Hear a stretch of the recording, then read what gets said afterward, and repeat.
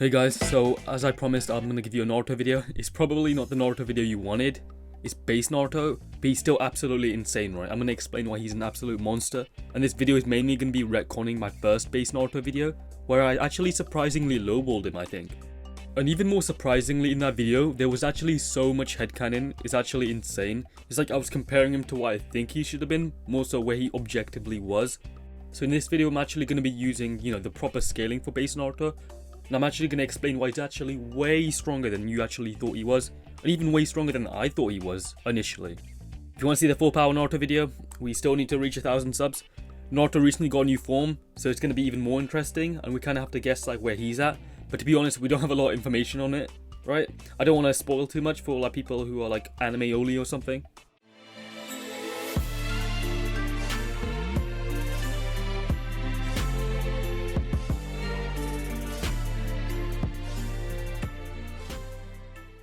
Okay, so something we actually need to establish before we get into this, right, is that some people actually think that Naruto got weaker from Shippuden to like Boruto. This is actually wrong, straight up. I would even argue that in his base, he's rivaling how strong he was at the end of Shippuden, which is absolutely insane. And understandably, you're probably confused.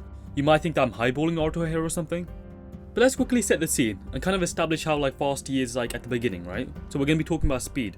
Literally, we know in Resuden he has this illness, and the illness is so bad, right, he can't use any of his chakra. It has actually been noted that humans actually do need to go into this chakra mode thing, right? That you actually need chakra to amp your stats. So without chakra, you're essentially a normal human being. So within this novel, Naruto Resuden, so he's clutching his heart, he's hardly able to move, right? And he can't manipulate chakra at all, so he's a normal human being. He's actually able to dodge an attack that's stated to be a photon beam. Now, because it's a photon beam, we know it actually has the properties of light, and plus it's actually stated to be a straight kind of beam, kind of further validating it even more.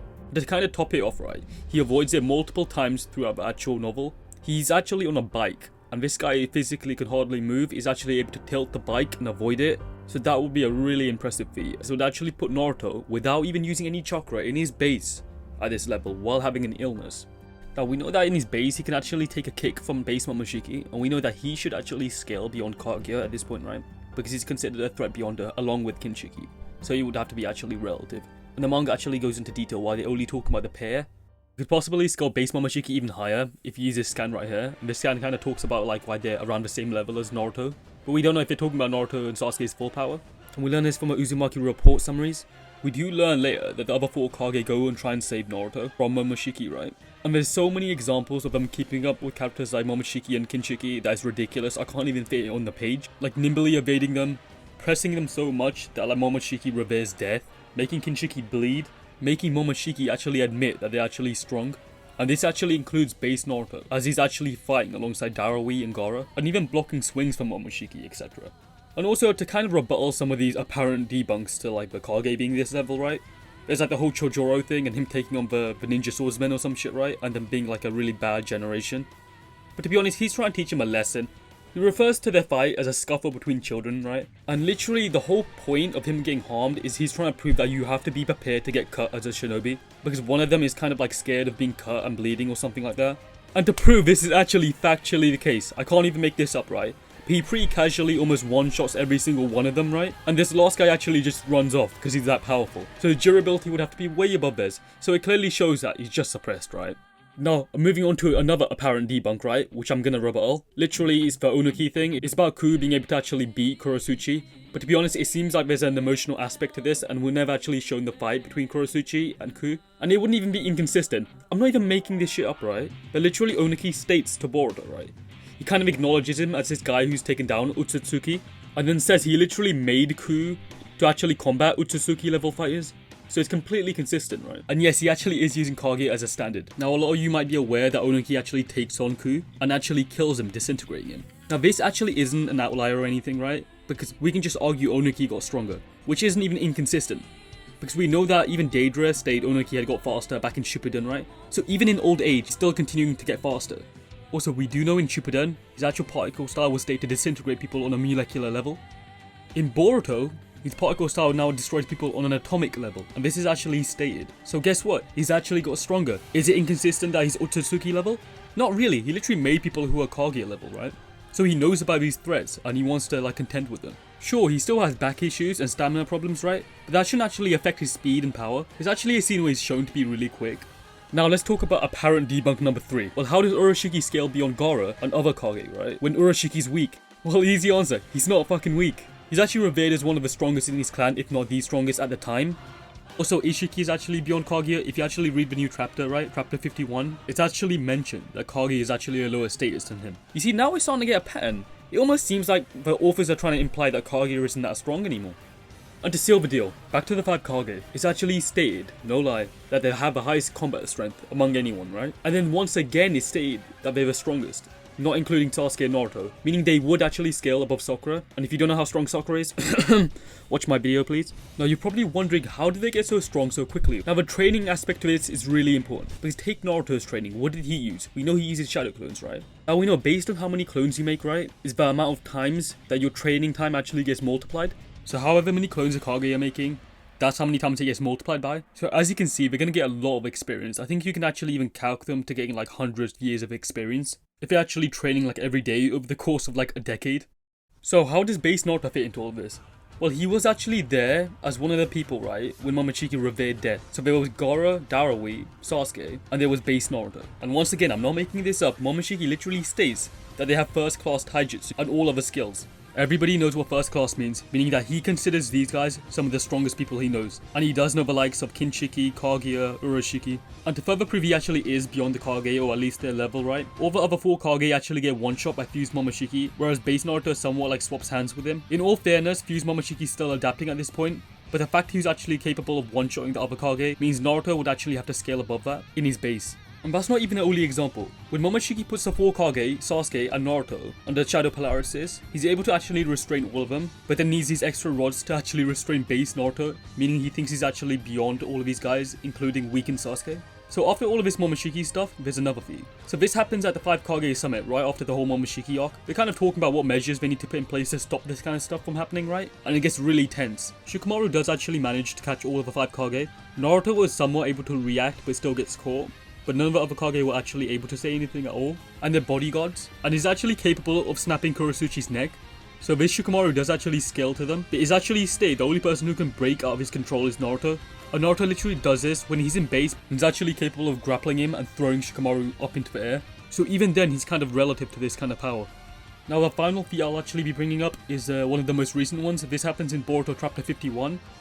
Now I'm not going to overly spoil it, don't worry. But I will actually be mentioning one feat. There's actually a feat where he kicks Ishiki in the face. I think he literally kicks a beard off his chin or something, right? I don't know if this is like an artistic mistake, it probably is. But it's kind of funny to be honest. I suppose he's kind of catching Ishiki off guard, it makes no sense. He was literally getting bodied and now he can like harm Ishiki in base. That doesn't really make any sense. Unless he got really strong. I don't know if you guys have heard, he got a new form. Now I might have actually amped his base or something, but I don't actually know too much about that, so I'll leave that. Now how strong are these Otsutsuki level fighters that like Base Naruto can actually contend with? Well, we know Kaguya, literally the baseline, is at least large star level, right? Because she can actually imagine like entire dimensions. She's more so actually physically creating them. I think the term actually used is weaving or threading. So she's physically doing it, it's an action, right? And she does it really quickly. Going off a statement, she does it as she pleases.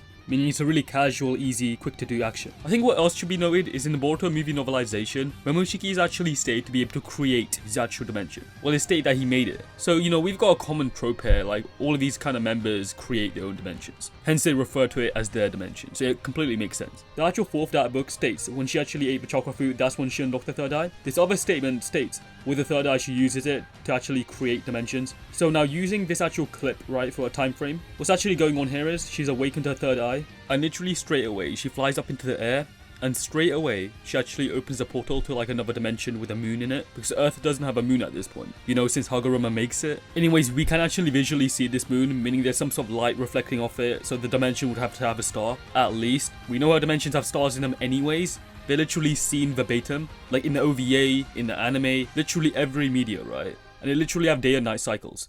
But anyways, right, she gets the other dimension, right, so she can reflect the infinite Tsukiyomi of it. But this kind of shows that in a few seconds, she literally created a dimension. Now, if I'm going to be more fair instead of lowballing, we know that these Kaguya level fighters, right, like Kaguya, she can create like truth-seeking orbs that might actually affect her other like dimensions, right? So to travel that, it would have to be like multi-solar system level, at least low multi-solar system level. We know even base Momoshiki and stuff, who should scale to her, really create a dimension with multiple stars in it. If you want to take even more higher end stuff, right, you could even argue, whoa, it's about to expand and affect actually the space between the dimensions and stuff, right? And if there's no space, then it's an inaccessible speed feed, and it's affecting the construct that's holding these dimensions, so it's like 4D. Now, we'll get onto that matter like right now, but yeah, you could do this kind of weird stuff. Now, multiple times throughout the actual show, the manga, and literally every single interpretation, right, that's been officially translated by Viz, or anybody who's officially licensed to do it, been referred to as a time-space, or an alternate dimension. I will probably talk more about this in like a separate Kaguya video, or a full power Naruto video. Essentially what it could mean is, right, we know space is 3-dimensional, and then time is an extra temporal dimension. Together it would make the construct 4D, hence a lot of scientists think that time-space is 4D. So if you're destroying the time-space completely, you're destroying all of the 3D space in it, and then all of the time too. If you want to use more so the raw kanji, we can bring up like other things from a Boruto movie novelization, like them being referred to as parallel universes or parallel dimensions, and also the whole hyperspace thing. A lot of people say there's also another translation for it, a subspace. But in this context, right, subspace can also mean higher dimensional plane. So because in this case they're interchangeable, right, they would have to coincide with each other. Take for example, like I mentioned a bat, right? Swinging a bat, it probably doesn't mean the animal or anything, right? If they're talking about that said context. And another common like debunk people like to bring up is the whole idea that Naruto said this when he was asking like a question, so he doesn't know if it's true or not, right? But the issue here is, right, you're acting like Naruto has like no knowledge on what it could be. We know that he has universal knowledge, so he should know like a lot of things, especially to do with that causality, right? It's actually stated within the 4th data book. So if he's actually questioning this, it's a very good chance it probably is a hyperspace or 4th dimensional construct, which would be consistent with all of this other stuff. A lot of people say, well, it could just be an outlier. But if you really wanted to, there's a lot of high-end Naruto stuff you could use to kind of back it up and make it consistent. Like early Shippuden Sasuke being universal, right? For his will eroding like an entire universe or something. Like I see a lot of people do this with like other verses, right? They like take the high end, right? When you could actually make that consistent, there's like different interpretations, right? But some people just don't understand you get this power clipping and stuff. It's really common in actual fiction, right? You might say, well, there's a character who jumps from like universal to like universal plus. I don't think people understand that the difference between that is like an infinite amount. So you have characters in fiction all the time getting like an infinite amount stronger. It's not really that big of a deal. I think Goku does it. And then there's JoJo's characters, right? Who do the same kind of stuff. Anyways, talking about the ability aspect of it, Base Naruto doesn't actually have a lot. I suppose he can actually use his Rasengan as a beam. I think we literally seen him fly with it, right? So he could probably fly around like Iron Man or some shit using the same kind of stuff. Now speed-wise, he should be relative to these Kaguya level fighters, like I said. And we know Kage is actually above like Hagoromo. Like Hagoromo has like these speed feats, right? Where he sends like meteors to like other constellations while he's dying in a really short amount of time. And plus there's other ways to do it. There's like calc stacking and stuff. And probably like other feats. I think I mentioned this really weird one where like Kage is like chakra travels from Earth to her dimension. You don't need to use that if you think that's weird, but and I think all you need to know is he scales to like Kage level fighters in speed, who are easily like 1,000 times faster than the speed of light. If you want like calcs and stuff, I'll leave that in the description. Regardless, I hope you learned something. If you didn't, well, I guess you probably know more about Naruto than me. Anyways, it would be much appreciated if you subbed so I can bring you more stuff like this. If not, you can let me know in the comment section what you want to see. I have actually been listening to you guys, so I know you guys want like a Meliodas video, a full power Naruto video, but I've got all of this stuff lined up, right?